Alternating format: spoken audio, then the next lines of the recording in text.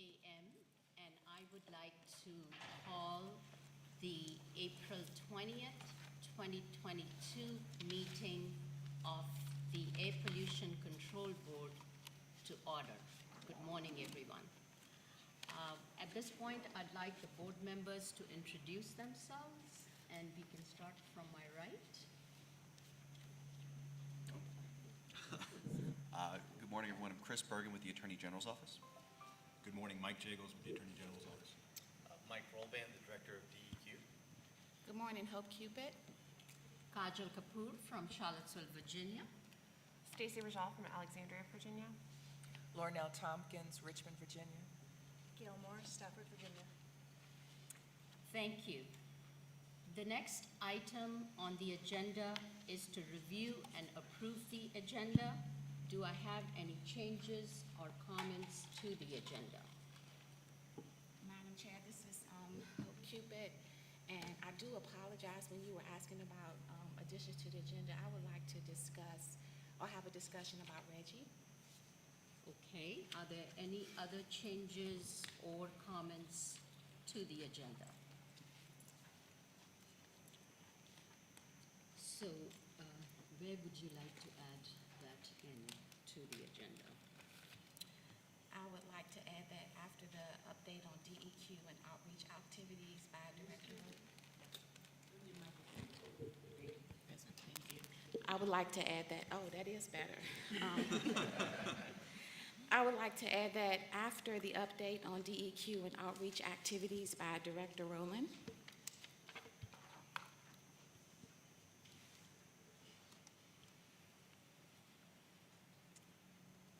So we have a change to the agenda, and it is after the update on DEQ and outreach activities, a discussion on Reggie. This change has been made by Ms. Cupid. Do I have a motion to approve the agenda as changed? Lornell Tompkins, so moved. Do I have a second? Stacy Rajal, second. So I have a motion by Ms. Tompkins to approve the agenda as changed, and a second by Ms. Stacy Rajal, and the agenda is, I'm going to put that for roll. Everybody in favor say aye. Aye. Aye. Aye. Are there any nays? Hearing none, the agenda as changed is approved. The next item on the agenda is the review and approval of minutes from the last board meeting, which was December 2nd and 3rd, 2021. Do I hear any changes or comments to the minutes?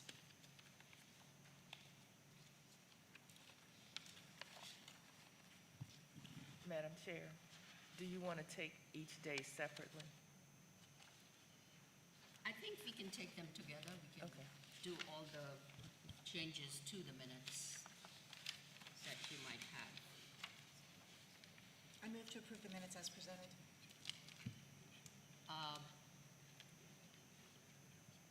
Do I have a second?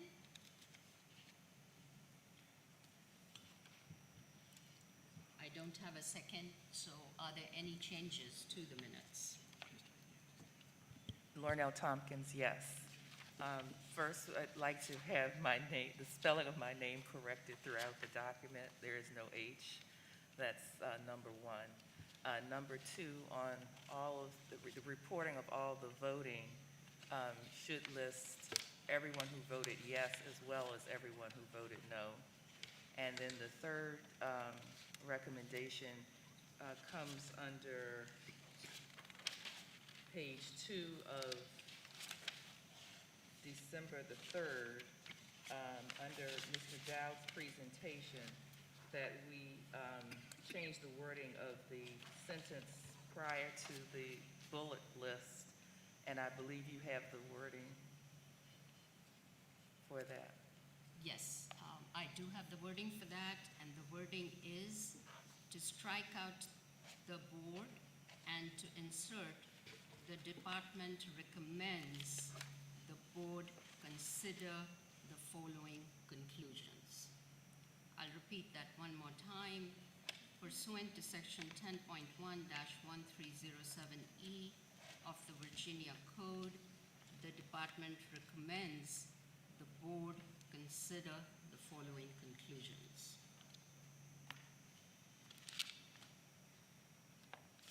So I move that the agenda, the minutes be approved with those changes. Do I have a second? Second, Hope Cupid. Everybody in favor say aye. Aye. Aye. Really quickly. Aye. Aye. Aye. Any nays? Hearing none. The agenda is approved with the changes, the three changes that were suggested by Dr. Tompkins. The next item on the agenda is update on DQ and outreach activities. Mr. Roldan? Thank you. I'm going to go to the podium so I can look at you. Sure. Absolutely.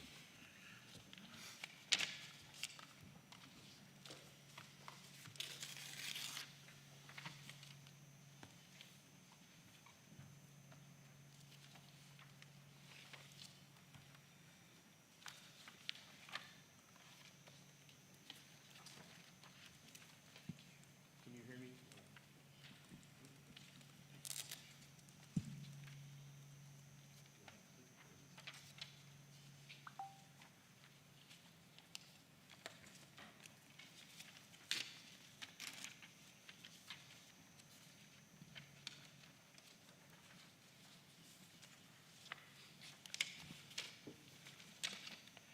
Okay, thank you very much. Can everyone hear me now? Yes, Okay. absolutely. Good morning, and thank you very much for, well, thank Governor Youngkin for appointing me, and this is my first air pollution control board, so I'm not sure of all the protocols. I just did the State Water Control Board recently, so I think it's similar. But I'm happy to be here, and I'm really excited to begin this next 4 years. Before I go into the briefing on DEQ, I just wanted to mention a couple of things. One is, well, the big thing, of course, is that you've probably heard that there's a bill that relates to the boards and DEQ's authorities and puts permitting with DEQ from the board. The bill was approved by the governor last week, and the DEQ staff are right now in the process of evaluating the bill and its implications for our procedures and if there's any amendments necessary in the board's regulations. So it's all new to us. We weren't sure, what the status would be, but we're trying to figure it out. And so we'll definitely be getting back to you. Well, we have to get back to you if it needs any regulatory changes. So we'll be talking about this more. So on to a more bigger topic, I just want to talk about, DEQ and what we're doing, okay, in terms of what my vision is for the Department of Administration's vision. I think the number one key message is that DEQ is a great agency. It's got an incredibly strong foundation. I moved to Virginia in 1985, and most of my professional career has been getting permits from agencies, and DEQ obviously is probably the number one permitting agency I've ever worked with. And it's just a great group of people and a great organization. We're not changing anything in terms of the mission, the vision, and the values. I think that's a key statement right there. I could go into more detail, but we haven't changed anything. We're just trying to improve how we do some things and build on this foundation. So, for example, the 7 C's of values of DEQ. Some people want to consolidate it sometimes to 3 or 4 or 7 or 10. At this point, I don't see a need to make any changes here. I think it really says what we're trying to do. But the one thing I am trying to do with the administration is integrate these missions and values and into a goal. And basically on our website, you'll see the Chesapeake Bay Preservation Act's goals, the preamble that Taylor Murphy wrote. And I've taken that and just expanded a little bit, because in that goal, we're simply looking at water quality in the Chesapeake Bay, which is 56% of Virginia. I want to look at all of Virginia. And I think the key statements here is we need a healthy economy, we need a healthy state and local economy to have a healthy environment. If you go to some countries that have incredibly difficult and poor situations in terms of economic conditions, they don't have the money to invest in protecting the environmental quality. So we have to balance that economic development and the protection of the environment. They're not two mutually exclusive things. So I think that is a key. It's right from the 1988 Chesapeake Bay Preservation Act, but more importantly now, we're expanding this vision to all the state and all types of water, of environmental quality, not just water. So there's a few things we're trying to do, nuts and bolts, to achieve these goals. We're working on how to improve the clarity of our processes, how to better support our customers, how to improve transparency, and how to improve communication. I think these are all things that are critical to having a better DEQ and building a stronger DEQ. So there's 4 initiatives that I've already announced to all the staff and publicly in many venues. And the first one is what we call One DEQ, and that is actually not a new idea. It predates my presence here, but we've got to look at this One DEQ, and I'll talk more in detail about some of these things. The second is what I'm calling PEEP, our Permitting Enhancement and Evaluation Platform. My daughter likes PEEPs, but she helped me with the acronym, let's just say, her enthusiasm for eating them. One stormwater BMP and erosion control manual that doesn't really affect the air board directly at all, but that is the source of the majority of all the complaints that I get every day since January 15th. And related to that is a commodity trading platform for mitigation. I won't focus on all these because it doesn't affect this board directly, but number one, on One DEQ, why? We have 6 regional offices, we have 1 central office, we have staff all around, and we need to better balance the workload and the people. And so, particularly with COVID, we've learned and enhanced our technology, that there's a lot of functions that can be done remotely. So, for example, we can take people when there's a surge requirement, say in Southwest for a large economic development project, there might be people available with capacity in other parts of DEQ and other parts of the state that could help them deal with that capacity. Someone gets sick, we're short somewhere in Northern Virginia, someone else could help. And also helps create a more well-rounded staff. Personally, there's a lot of benefits that I've dealt with, focusing in one area. I was more, water quality, stormwater, and streams and wetlands. But, just like we don't want to have people just specialized in wetlands, they can deal with other areas. We need a lot of multimedia, both inspectors and permit writers, because a lot of times industries need more than just one media approval. So also One DEQ will help get a more broad-based training system for our staff. PEEP is going to affect every permit, okay?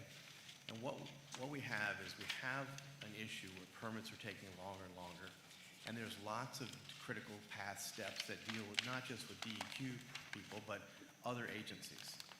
And so what we're trying to do is for every type of permit that DEQ touches, develop a critical path schedule.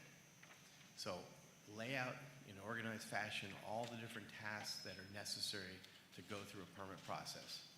Determine what is an appropriate amount of time for every task. Make it online so the public, as well as the permittees, as well as the staff and all the different agencies can see where we are in the process. I'm sure you've heard about people complaining about the black box. They don't know where this project stands. The idea is to have it all public and transparent, be able to communicate that information to everybody. My hope is that, number one, it'll let management look at these processes, and if, say, for example, a permit is just stuck. I've had examples, wasn't with this agency, it was with the Coast Guard, where the application fell behind the desk in the wall. And no one did anything, no matter how many calls. Eventually, it came out that, oh, that's where the application was. Well, we want to just track things, find out where it is, and then see if there's more resources needed to address that step, or there's a problem that needs to be elevated. So the whole idea is to make sure that we have timely decisions, not to say what the decision is going to be, but just make sure these happen in a timely manner and allow everyone to know where you stand. So I think it's a very positive in terms of communication and transparency. I think it'll make our agency more effective. It'll also bring in all these other agencies. My personal record is 14 agencies on one permit, federal and state and local, and they don't all talk. So this will provide a platform for everyone to communicate through. There's also a few intermittent steps that we're working on in terms of guidance documents. The first three don't really affect this board significantly, but these are areas that we're getting the majority of the complaints on, so we need some formal guidance to solve. The fourth one, though, does involve this board. It involves every permit we have, which is environmental justice. And what I've found is, speaking as an engineer, okay, not a sociologist, so I'm not any type of other person, I guess that's the right word, but I'm not a lawyer, I'm just an engineer. And I want things to be organized, and I want things to be clear and communicated to people as to what you have to do.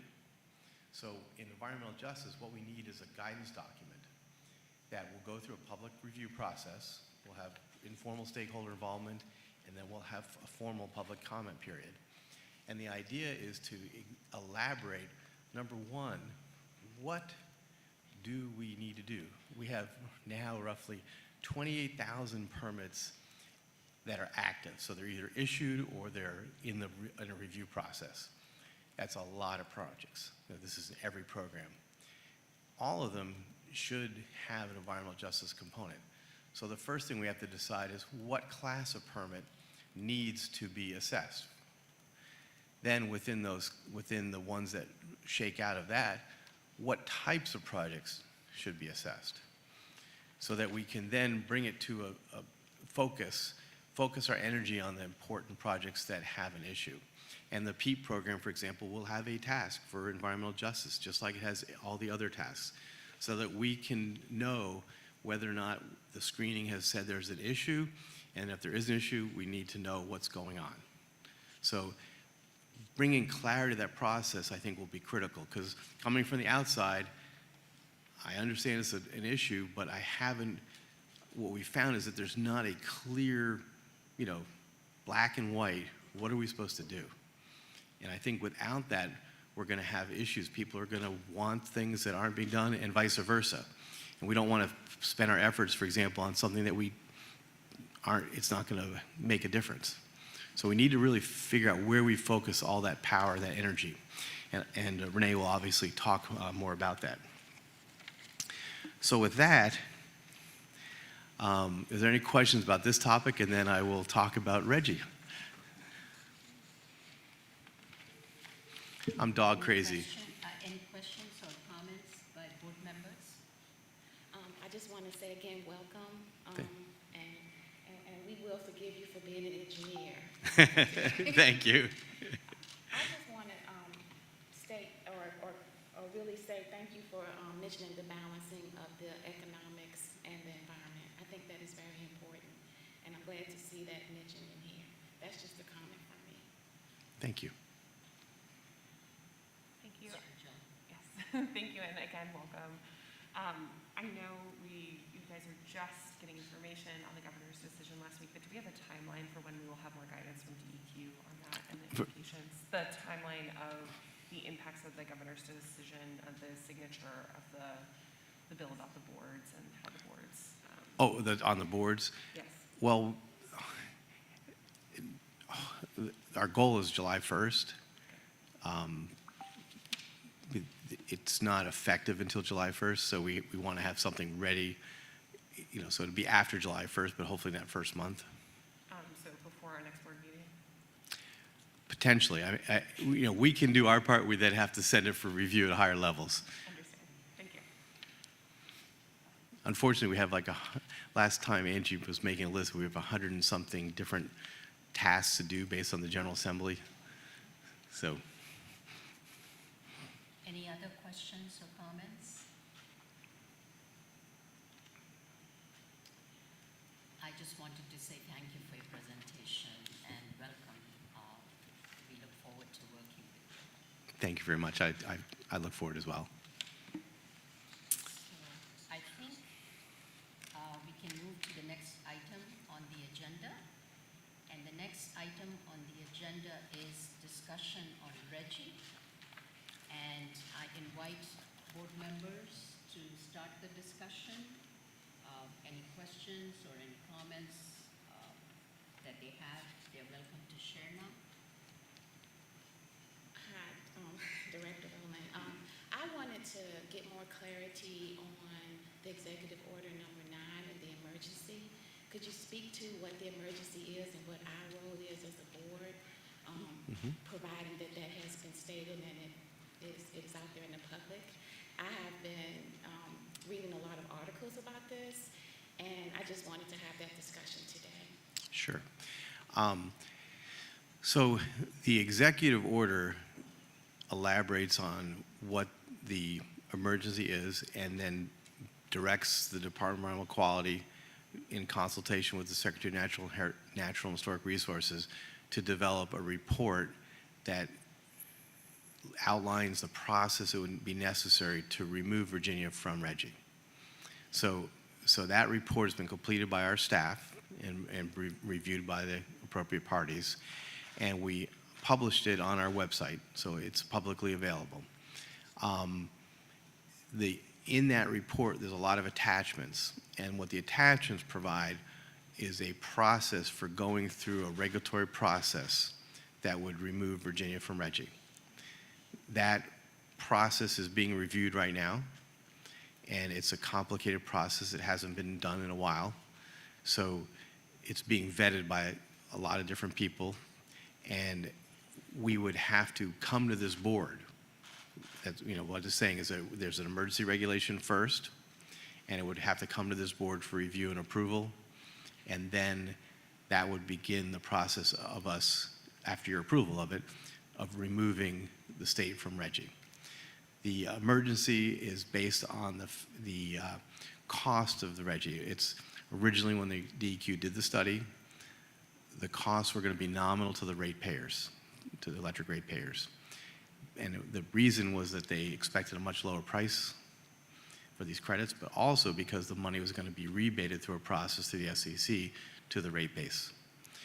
The General Assembly made a decision instead to use that money for other causes or needs, and the effect between that and the marketplace, instead of I think where it was originally thinking we would be at $2 per credit, it's now at $13.50. So the cost has gone significantly higher, and it's raising. Dominion has, for example, filed requests to raise their rates to cover these costs. So that's elaborated in the emergency order. It's described in our report, but the report and the big focus is the mechanism of going through regulatory processes with the Air Control Board to remove that. So that'll happen at the earliest. At the earliest it could happen would be, would be in the third quarter. I want to make sure I understood you correctly. You said that after you all evaluate, it is going to be up to you're going to make a presentation to the board and for us to remove the state from Reggie. Correct. It has to go through the regulatory process. Okay. So. And the Attorney General's office obviously will review everything first. That was a concern to me, and I did reach out to the Attorney General's office and was told that this is not an action of the board. It actually is an action of the General Assembly. So would it be necessary for you all to recheck that for us when you do bring it to the board? Yeah, the Attorney General's office would be, and they can say if I'm just wrong, but they would have to review that. Well, I got an opinion from the Attorney General's office back in March saying that it's not the responsibility of the board, that it's the responsibility of the General Assembly. Well, if you could provide me the opinion, I'd I'd appreciate it. To you. Just curious, have you noticed or do you have any information about while the state has been doing the emission controls, has pollution decreased? Have you seen any decrease? The pollution has decreased significantly for the last decade, and if you, in the report, you'll see the cause of it. It's primarily from converting coal-fired plants to natural gas. Okay. So the emissions, This- irregardless of us being in Reggie, the emissions are already going down. Yeah, Is that just- and there's some nice graphs that show it's a very good success from an air quality standpoint. And you all will provide that the next time we meet as well? Or do you have anything that you could send to us now? I mean, I can have Rachel send it to you. It is on our website, Okay, But- okay. but if you'd like, she could send you a PDF. Please, save me some time. Okay, thank you. Yeah. Any other questions or comments related to Reggie?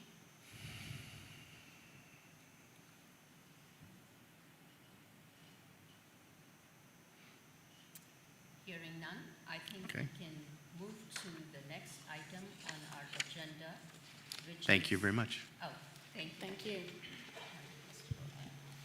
Madam Chair, Yes. the live stream is having a hard time picking up your voices, so if you all could project or move your microphone closer. Okay. Thank you. Are you able to hear me now? That's much better. Okay, thank you. So the next item on the agenda is Environmental Justice Office update on activities by Ms. Hoyos and Mr. Brooks. And I would welcome them to come and make the presentation. Thank you.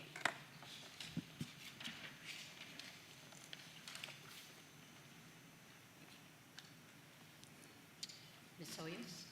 Good morning, board members. I'm grateful for the opportunity to speak to you today about what the Office of Environmental Justice has accomplished to date. Oh, do you need the clicker up there for your slides? Yes.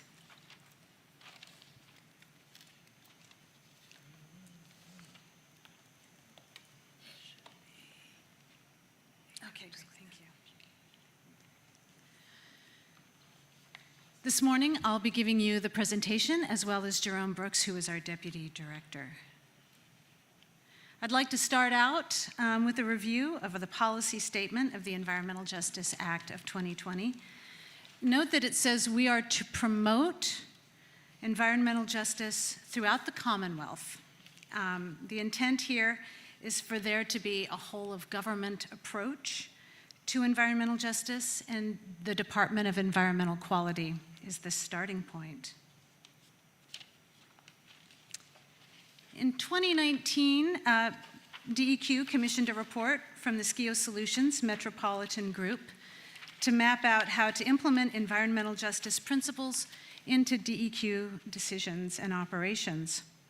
The report recommended a 3-year timeline, and I am happy to report that the Office of Environmental Justice has either completed or is in progress to complete all of the recommendations in the report.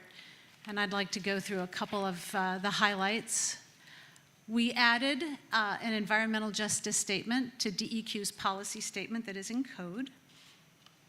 We opened an Office of Environmental Justice. I'm the director. The deputy is Jerome Brooks, who will be speaking to you shortly. And we have 4 coordinators who are outreach coordinators in 4 of the regions: Tidewater, Piedmont, Northern, and then we have 1 coordinator who is going to be handling Southwest Region, Valley, and Blue Ridge. So they're on the ground working with communities there. Some of the recommendations are either recommendations that will be ongoing through the life of the office, and I'd like to go over a few of those. We have monthly meetings with the Environmental Justice Collaborative. We're holding those the first Tuesday of every month, and they are open to whoever would like to attend. We hear from them regularly, and then our coordinators who are out in the regions are meeting regularly with community groups that have community concerns about issues in there. We completed our strategic plan, which incorporates environmental justice throughout DEQ. Staff have been very supportive of environmental justice, and they've been reaching out to our office for recommendations for including environmental justice principles in their programs. We held an annual training for our DEQ leadership on environmental justice, and we included the Office of the Attorney General.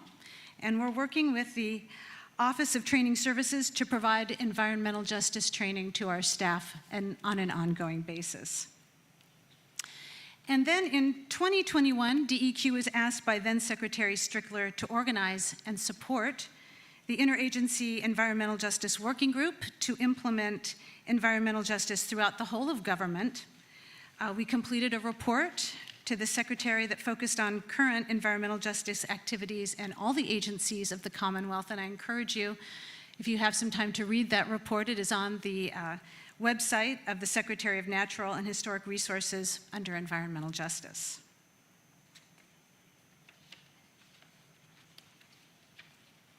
As well, we are working with all of the technical staff. That was a big recommendation, that we integrate environmental justice in our technical programs. Since the Office of Environmental Justice staff were hired primarily for their community engagement experience, they're taking intensive training to understand all of the various media that we cover in DEQ. Local government has also been very enthusiastic about environmental justice, and they've been reaching out to the office with their questions. And we're also working with tribal governments on issues that they're concerned about as well. As Director Rolbrand just told you, he has directed the office to create a guidance for permitting. Permitting is one of the things that is most important to environmental justice communities. And DEQ manages about 28,000 permits a year, and those aren't just air permits. But we recognize that that's a big load, and our office cannot provide environmental justice engagement opportunities for all 28,000 of these permits, and we don't think the community really wants to hear about all 28,000 permits. But we're working with the Environmental Justice Collaborative to focus on permit families that they're most concerned about. But we are also going to put all of our permits through a filter, as he mentioned, to make sure that we don't miss permits that could be concerns to community members. We are striving to increase transparency, and you saw that with the new program, the Permit Enhancement and Evaluation Platform. We're all really excited about this because it's going to provide transparency. You can look at any permit and see where it is in the process. It's going to be very helpful for our communities and the public as well as the permittee. But also we're trying to push public engagement up farther in the process.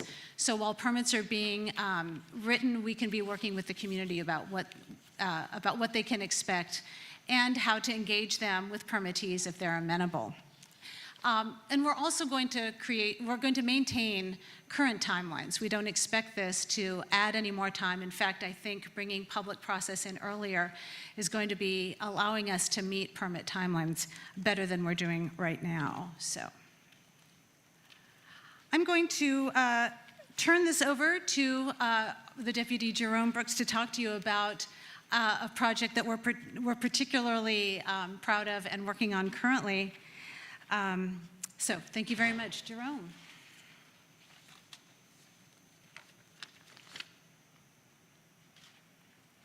You're welcome.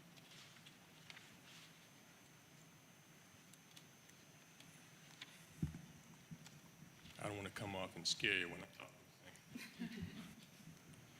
Let me know if you can hear me okay. All right. Good morning, Madam Chair and members of the Air Pollution Control Board. Again, I'm Jerome Brooks, Deputy Director of the Office of Environmental Justice at DEQ. And as Renee stated, I would like to briefly discuss a project that we're pretty excited about. The funding for this project is a result of a national grant that DEQ applied for, won, and was subsequently awarded by EPA as part of a competitive process.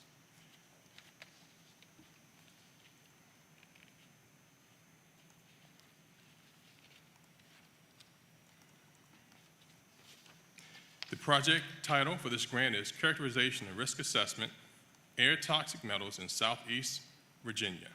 DEQ's Office of Environmental Justice, Communications, Air Quality Monitoring, and the Tidewater Regional Office have been working on this project for close to 1 year to date. The project is commonly known as the Tidewater Air Monitoring and Evaluation Project, or TAME, and it focuses on communities in 2 of our cities in Southeast Virginia.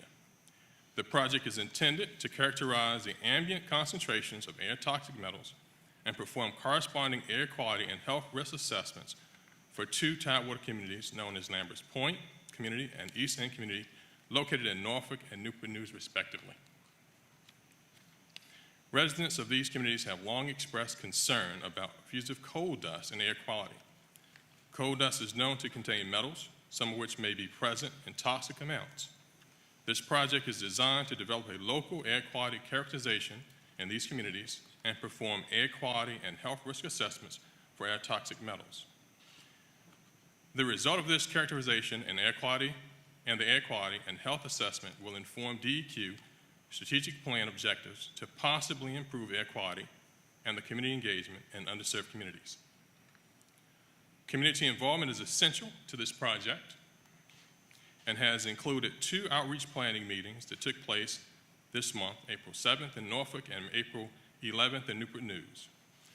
The meeting locations were within the focused environmental justice communities in Norfolk, on the campus of Old Dominion University within walking distance of Lambert's Point, and included communities from Larchmont, Park Place, Colonial Place, and West Kent, and the Achievable Dream Academy on 16th Street in the east end of Newport News.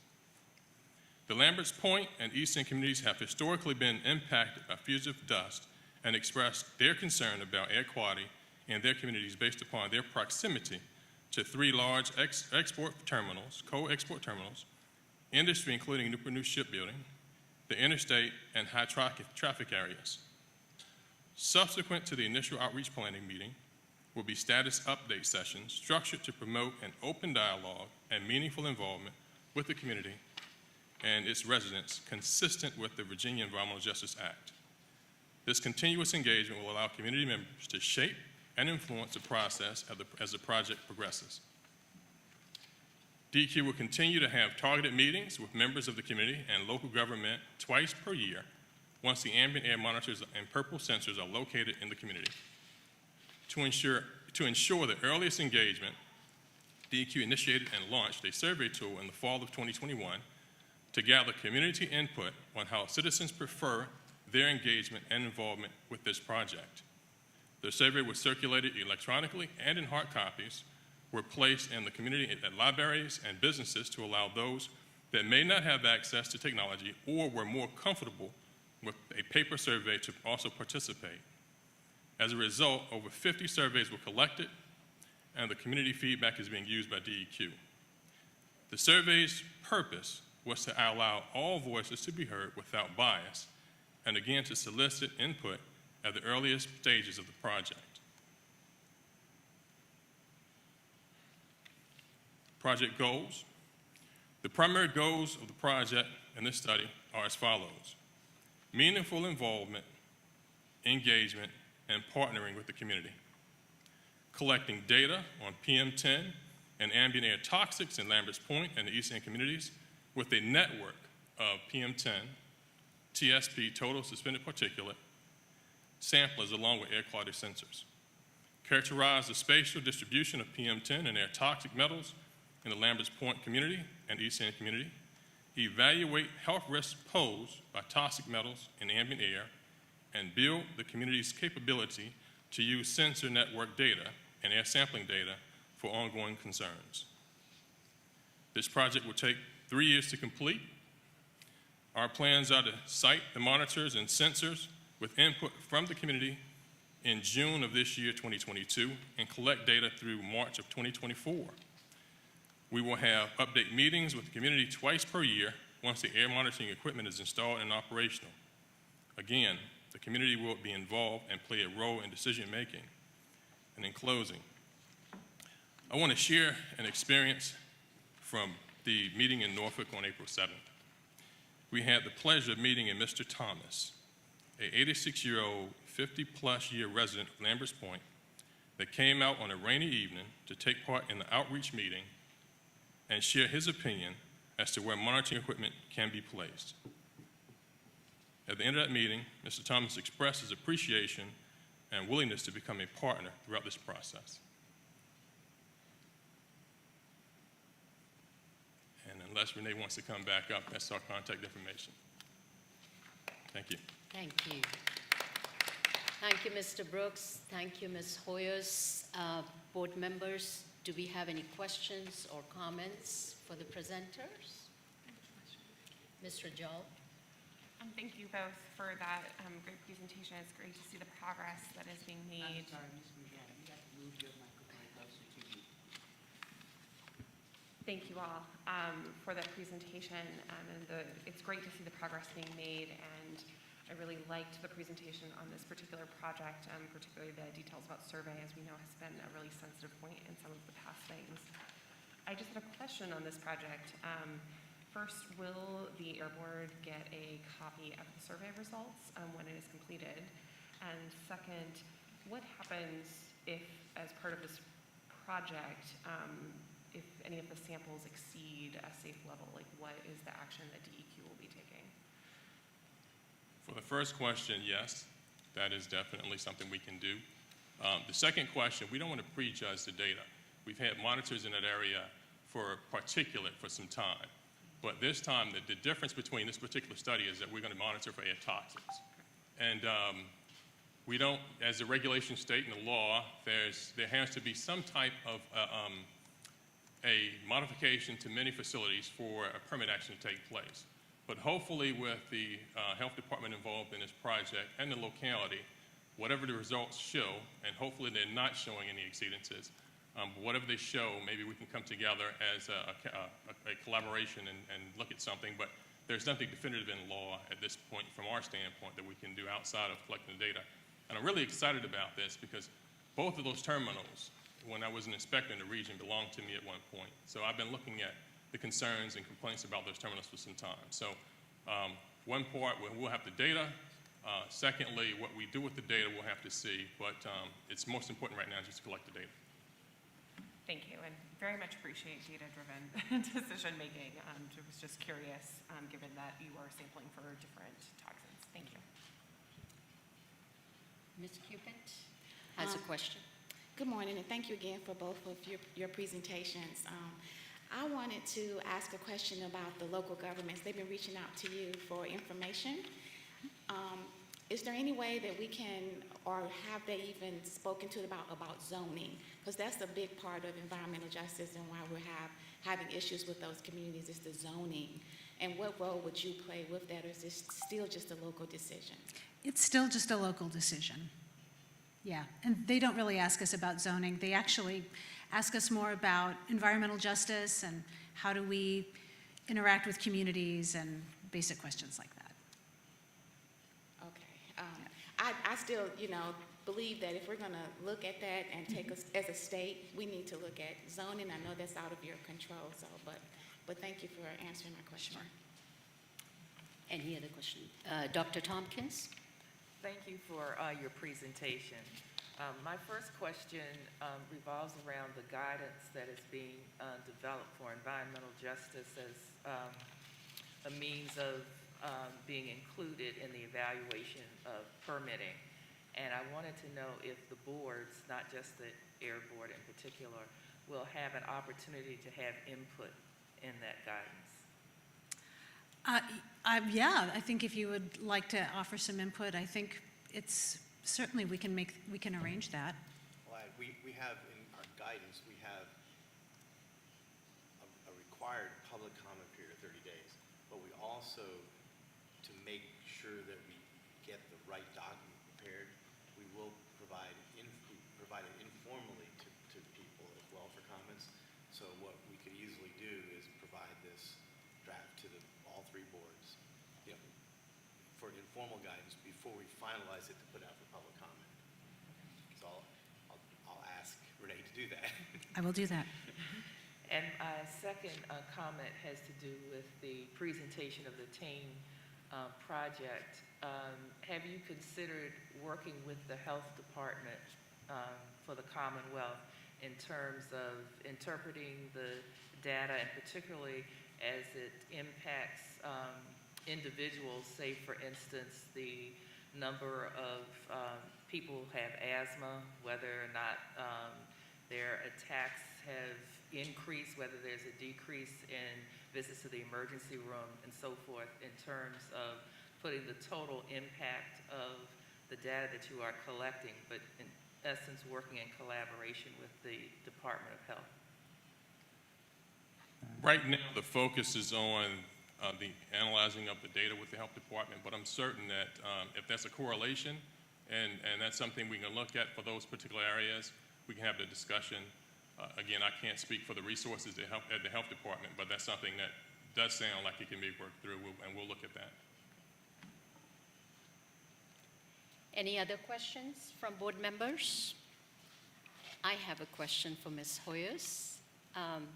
Thank you for your presentation, and I'm really excited that EJ communities will be involved in the permitting process, and with the increased transparency, it'll be easier. It seems that they'll be able to track what is going on and make recommendations or make suggestions accordingly.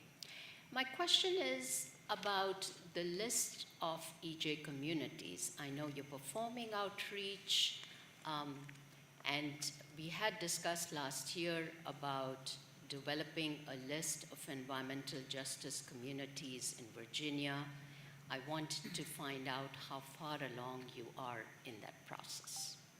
The law specifies what is an environmental justice community based on income and people of color, and we are working on a GIS layer that can show spatially those communities that we'll be working with. And when do you think you'll have the GIS map ready? I believe we'll have it ready by the summer. Where it's going through internal QA/QC right now, and it takes a few weeks.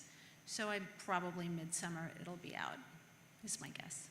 Okay, so now this GIS map will be based on the communities as they are defined in the EJ Act. That's correct.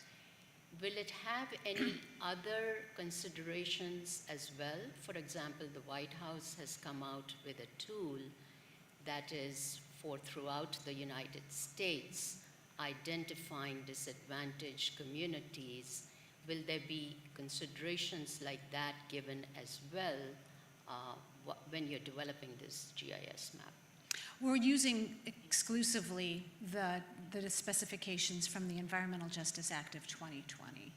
And we're finding that that's actually quite a progressive definition, so it encompasses quite a large area of the state. So all of those communities will be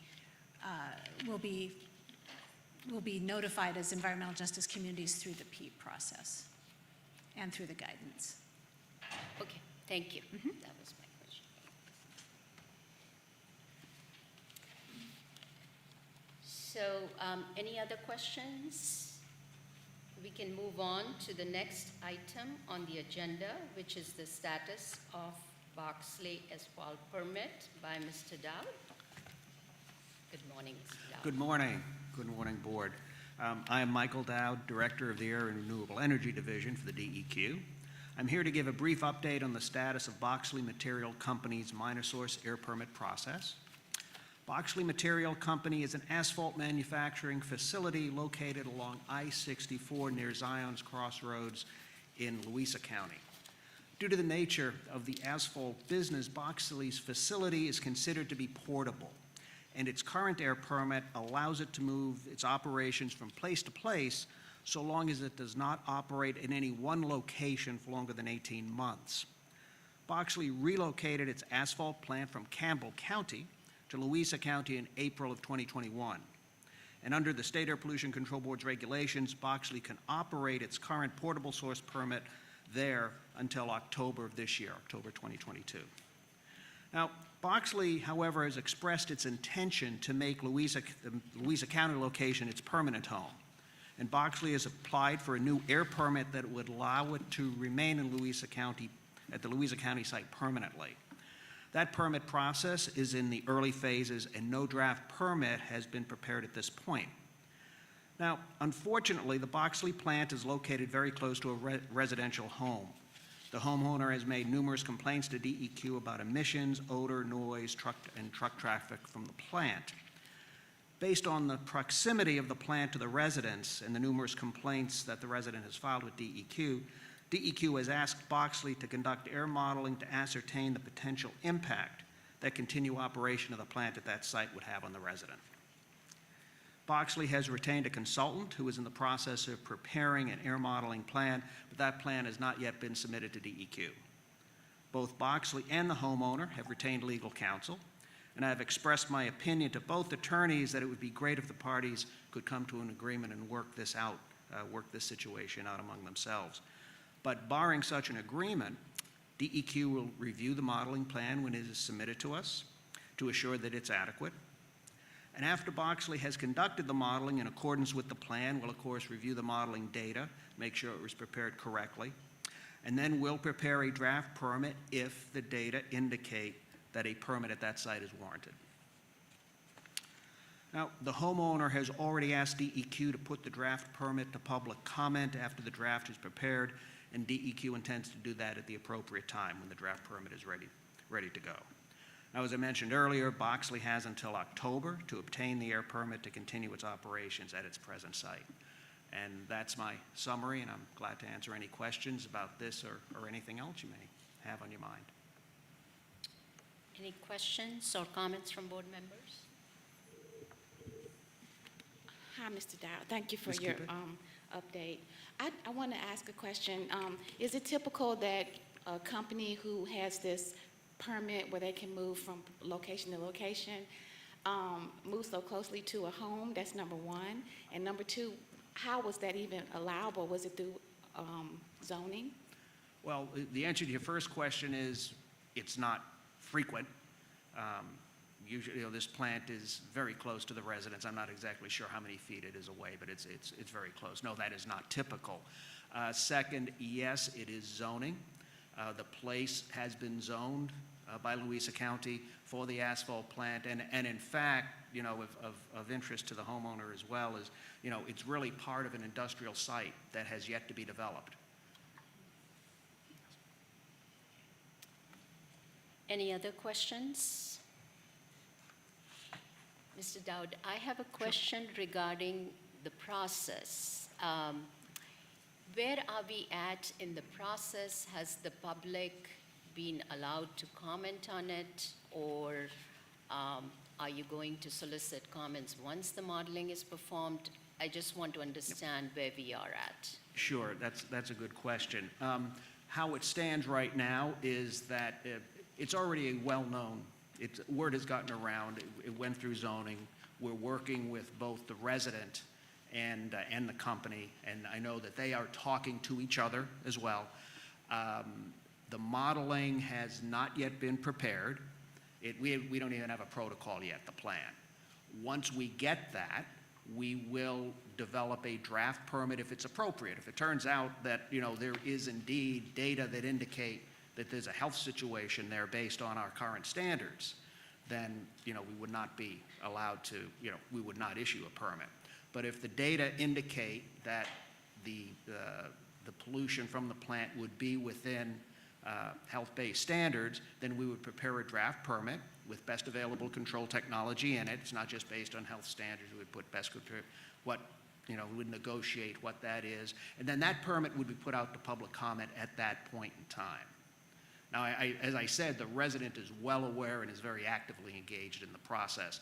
To our knowledge, the asphalt plant really only affects one individual. It's very important to them, obviously.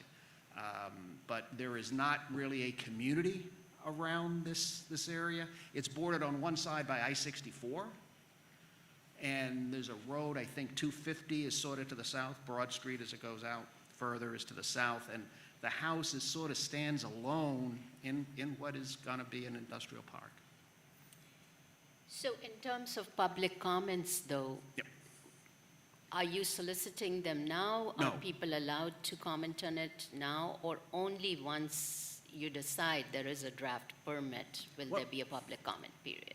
Well, people can always call our office and talk, but there's really nothing to comment on. There is no draft permit. Okay. We haven't decided yet. It's going to be based on the modeling data. We'll decide at that point whether even preparing a draft permit would be appropriate for that site based on the modeling data. Now, the modeling data will be publicly available, of course, and once it goes to public comment, it will be publicly available with our statement of basis and all the technical materials that go with it. And it will be available for at least a 30-day public comment process, period, at that point, and a public hearing as well. Thank you, that's all. Mr. Dowd, I do Yes. have one question for you. You did clarify if there was any other residences within the affected area, but I also wanted to just clarify that there's no schools, there's no churches, there's no supermarkets, there's no public gathering areas that are in close proximity. That's correct, Ms. Moore. There are not. When you look at the satellite pictures, you got I-64 on one side, you have the industrial park and 250 on the other. You go out a bit, and I'm not sure what the radius is before you get to another another population center or commercial center. But no, there's really just one affected residence with respect to this permit, with respect to this facility. Thank you so much. Any other questions? So we can move to the next item on the agenda. Thank you, Mr. Dowd, which is the high priority violations report. Madam Chair, you'll be hearing from Ms. Severs instead of Ms. Nicholas. Okay, thank you.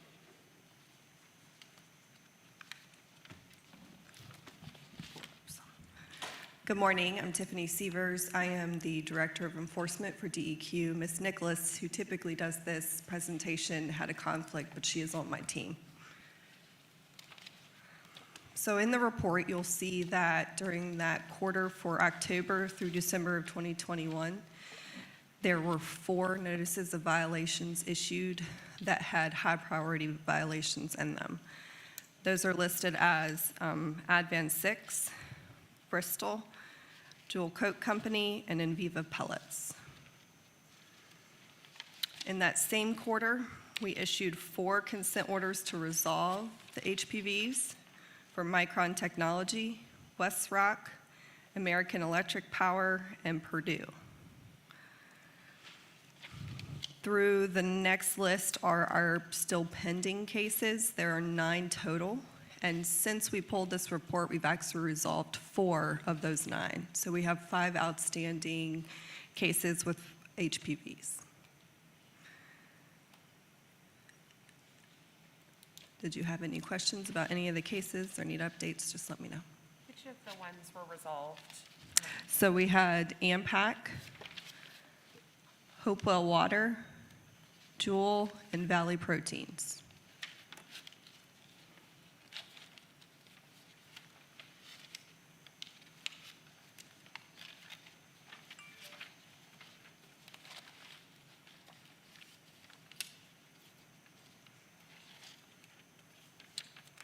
Any other questions? Thank you. I don't think we have any other questions. Okay, thank you, Madam Chair.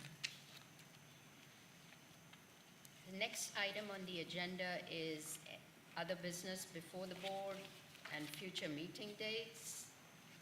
Ms. Harrell? We have a hold on July 14th for the next meeting date.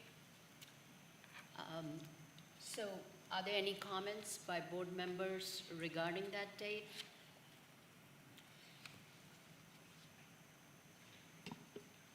Just a note, can we get a quick review of the policies of how many have to be present and how we can be present for that meeting?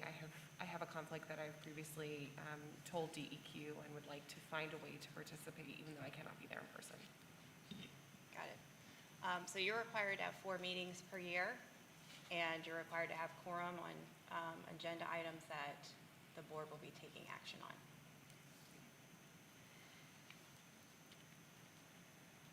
So does that answer your question, Ms. Rajal?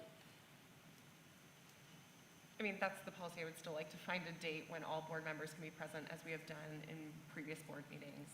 But we will continue to work with DEQ on that and see if there's a way I can participate remotely. Sure. Thank you, Ms. Harold. So, in conclusion, that's a tentative meeting date. Mr. Rajal is still working with you on that. And depending on when the meeting date is, which date it's finalized for, alternative arrangements for her to participate will be looked at. So both the date and arrangements are still up in the air to be decided. And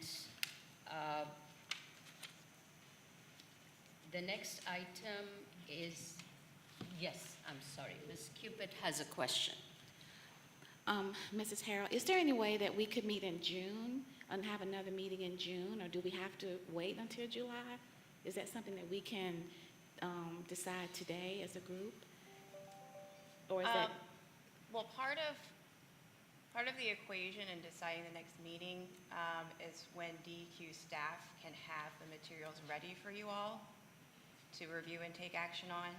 So there is that component we have to consider. And I would have to consult with the staff to see if June would be a possibility. Okay, thank you for considering. Sure. Thank you. Before I move on, are there any other questions? Dr. Tompkins, Yes, please. thank you. Mr. Roban, this probably will impact you more than anyone else sitting here, and maybe the Attorney General's office. As I understand it, when we had the governor declared a state of emergency, that allowed us to be able to meet remotely. And once that emergency was removed, then we had to meet in person, and that apparently there isn't a provision currently that allows us to be able to meet remotely or have a hybrid meeting, if you will. I was wondering, is there any way to look at how we might be able to incorporate a hybrid situation for meetings, and what process we would have to go through? And this would impact all boards, not just the Air Board, or how we could look at that type of situation, because as it stands now, I believe we have been told that we do not have that option of having remote participation. I'm gonna, can you hear me? I'm gonna defer this to Mr. Jagels, our Attorney General, for their office to consider that. I was told the same that you're told, that we have to be in face-to-face now, that the law does not allow otherwise, but we'll let him look into that. Hey, hi. With respect to electronic meetings, those can be had electronically, but no votes can take place. There are provisions in the code for select members, as long as there's a quorum in person, to still conduct a meeting. If there's a quorum, take votes, and select members can participate remotely, provided that the reason is stated in advance of the meeting. So we can work with you if a quorum is still expected in person. Which is fine, right? Yeah, so at this point, that's our, logistically, we need 5 people here. We only have 5 members at the moment. So maybe just give us a little more time, and then the staff can work with the Attorney General's office and determine where the appointees stand, and then we might have more flexibility. Which is another reason to wait till after July, probably, or wait till July 1st.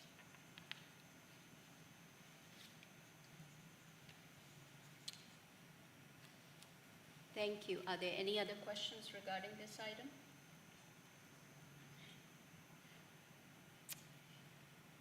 So we can move on to future meeting dates. Oh, I'm sorry. The next item on the agenda is the public forum. Do we want to start the forum now, Ms. Harrod? If you'd like to, sure. We have 3 individuals who would like to speak. Okay. let's please go ahead and start the forum. Okay, we have Mr. Jaffe.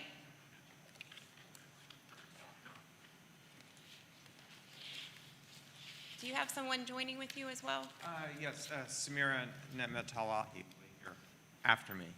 Okay, you have 3 minutes. Thank you. Good morning, members of the board. My name is Cale Jaffe. I'm Associate Professor of Law at the University of Virginia, where I direct the Environmental Law and Community Engagement Clinic. The clinic gives students the opportunity to work on real-world environmental cases.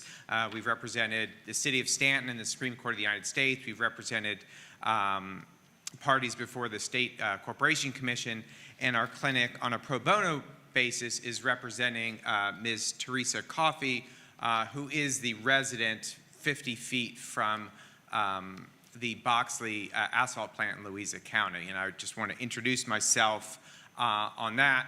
A student in my clinic, Samira Nematalahi, will be coming up after me. She is a second-year student. She's not yet a lawyer, so she's not representing Ms. Coffey. I am. But I wanted to give Samira the opportunity to share her observations being in the clinic. And I also just wanted, if I might, to supplement Mr. Dowd's excellent report with a few of the pollution incident summary reports that Ms. Coffey has filed with DEQ. These are obviously with the agency. I don't have all of them, but I picked 5 that were just, I thought, representative, beginning with March of 2021 up until April this year, and I can pass those out.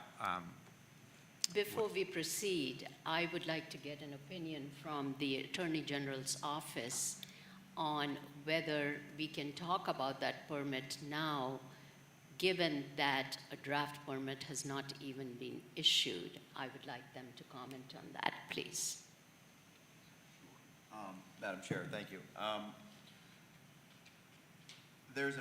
DEQ has prescribed a public comment period for this without a draft permit. I'm not aware of any reason why the board couldn't entertain these comments if it didn't choose to do so. But I believe it would be at your discretion. I also believe the board has a policy about things that have been on the agenda being discussed during the public comment process. That is an internal policy. The board wants to continue that policy of not allowing public comment on things that were on the agenda. That's within your discretion. If you wish to waive that policy, it's also within your discretion. So if I'm understanding you correctly, there is nothing preventing us from allowing comments on the permit at this time? Correct. Okay, you may proceed, please. Thank you. Thank you, Madam Chair. So with that, I'll just simply share with the board the 5 pollution incident reports. Again, these are not all of the incident reports that Ms. Coffey and her mother, who also lives in the home next to the Boxley facility, have filed, but these 5, I think, are representative. And with that, I will let my law student, Samira, come up and share her experiences in the clinic.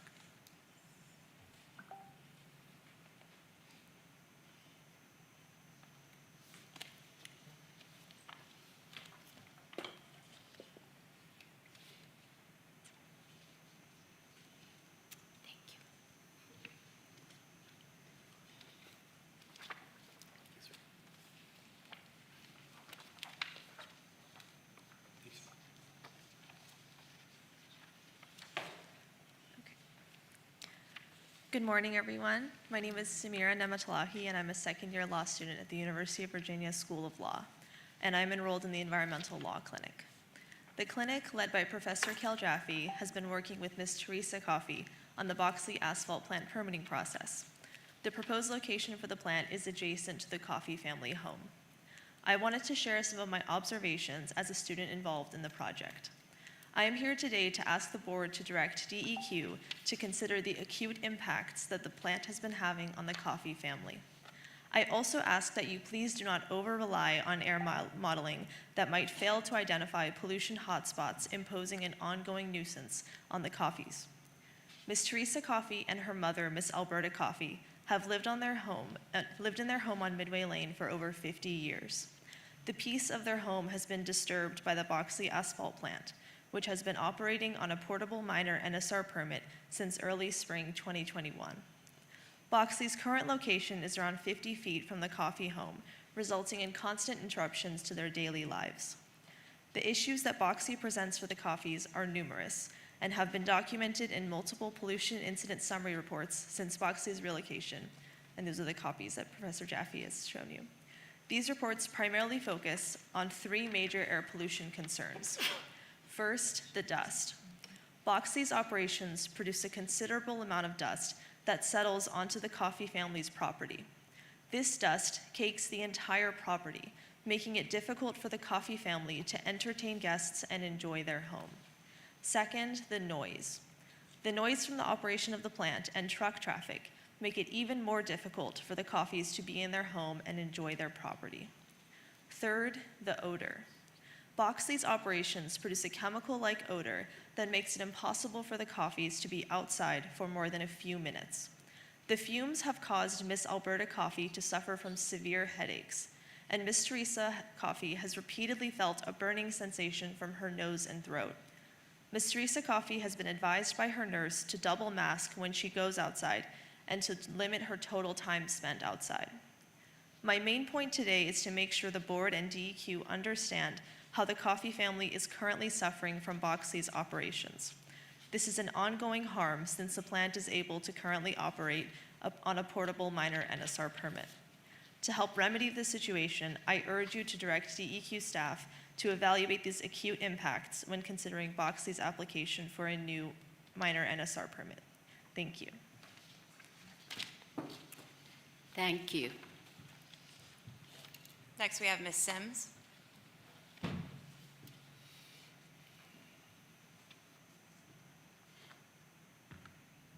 Good morning, Madam Chair and members of the board. I'm Jessica Sims of Appalachian Voices.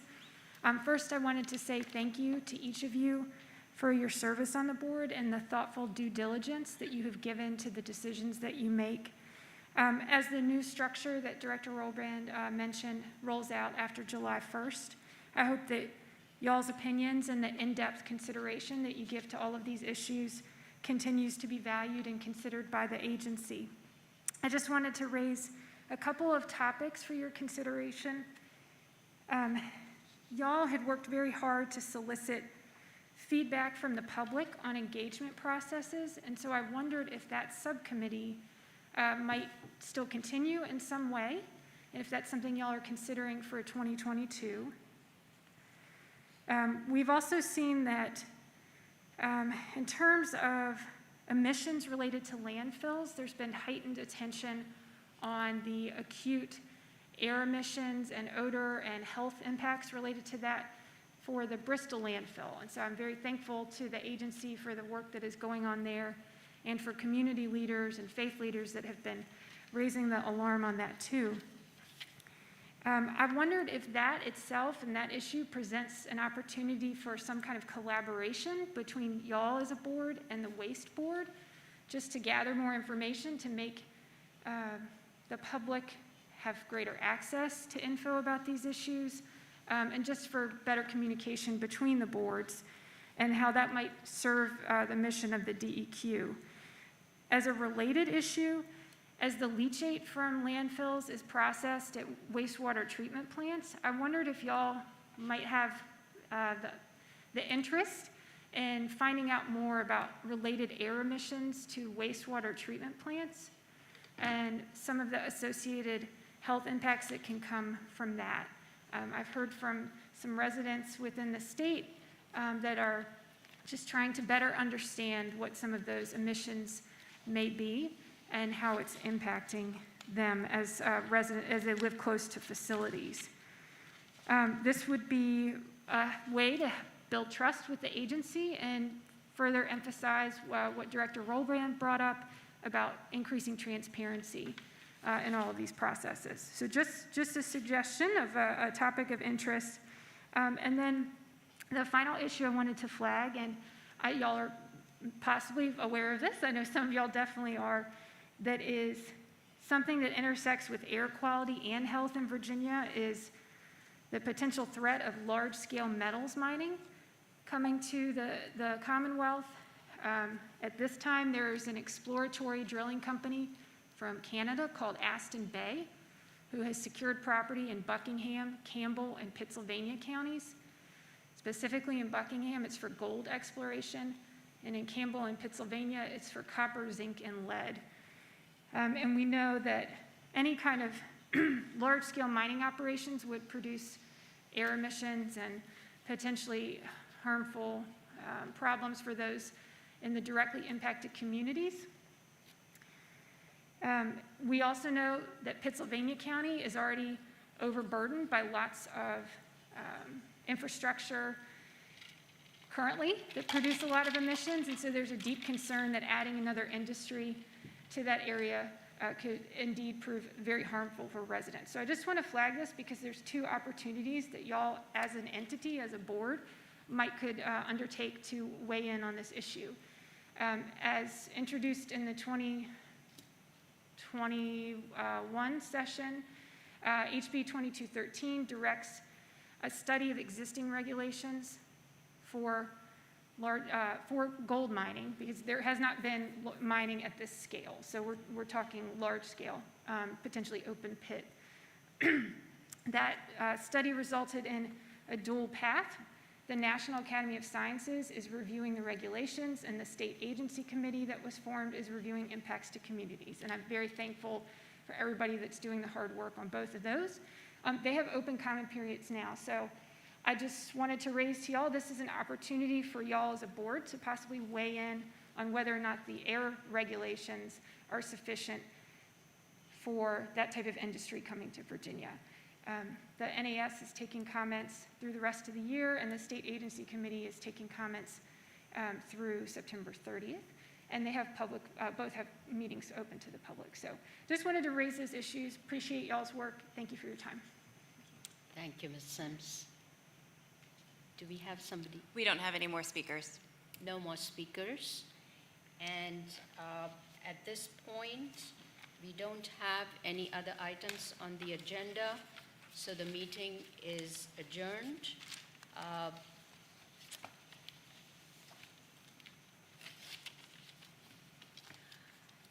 The meeting is adjourned.